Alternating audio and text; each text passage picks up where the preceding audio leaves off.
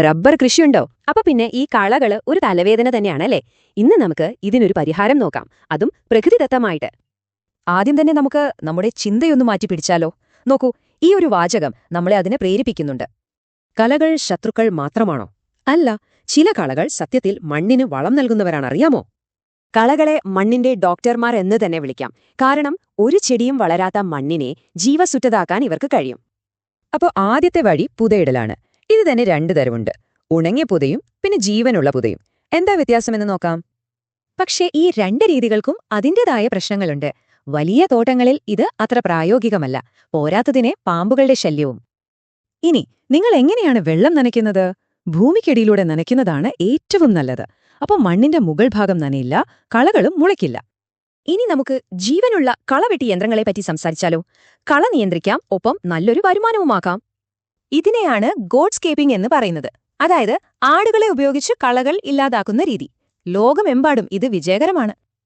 എന്തുകൊണ്ട് ആടുകൾ? കാരണം അവര് മുള്ളുള്ള ചെടികൾ വരെ കഴിക്കും, കുത്തനെയുള്ള സ്ഥലങ്ങളിലും കയറിച്ചെല്ലും. വളരെ എളുപ്പമല്ലേ? ഇതുകൊണ്ടുള്ള ഗുണങ്ങൾ 3 1. കളനാശിനിയുടെ ചെലവ് ഒഴിവാക്കാം. 2. ആട്ടിൻകാഷ്ടം നല്ല വളമാണ്. 3. അധിക വരുമാനവും നേടാം. അപ്പോൾ സ്വാഭാവികമായും ഒരു സംശയം വരും: ഈ ആടുകൾ റബ്ബർ തൈകളെ തിന്നില്ലേ? തീർച്ചയായും ആ സാധ്യതയുണ്ട്. അതുകൊണ്ട് ചെറിയ തൈകൾക്ക് വല കെട്ടണം. പിന്നെ നമ്മുടെ ഒരു കണ്ണ് എപ്പോഴും വേണം. ശ്രദ്ധിച്ചാൽ മതി. ഇനി പറയുന്ന 2 കാര്യങ്ങൾ വളരെ പ്രധാനപ്പെട്ടതാണ്. റൂൾ നമ്പർ 1: ഒരു കളയെ പോലും പൂക്കാൻ സമ്മതിക്കരുത്. വിത്തുണ്ടായാൽ പിന്നെ തീർന്നു. എന്തുകൊണ്ടാണോ? ചില കളകളുടെ വിത്തുകൾ 10 വർഷം വരെ മണ്ണിൽ ഒരു കേടുമില്ലാതെ കിടക്കും, എന്നിട്ട് മെല്ലെ മുളച്ചുവരും.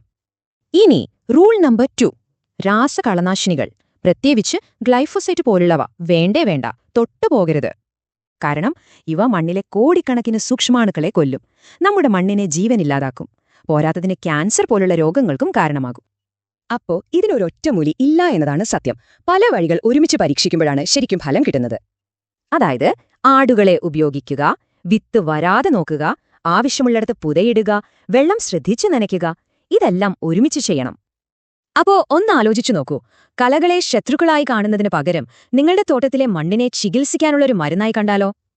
ഇതിനെക്കുറിച്ച് കൂടുതൽ വിവരങ്ങൾ ഡിസ്ക്രിപ്ഷനിൽ കൊടുത്തിട്ടുണ്ട്. ഈ വിവരങ്ങൾ നിങ്ങൾക്ക് ഉപകാരപ്പെട്ടു എന്ന് വിശ്വസിക്കുന്നു. നന്ദി.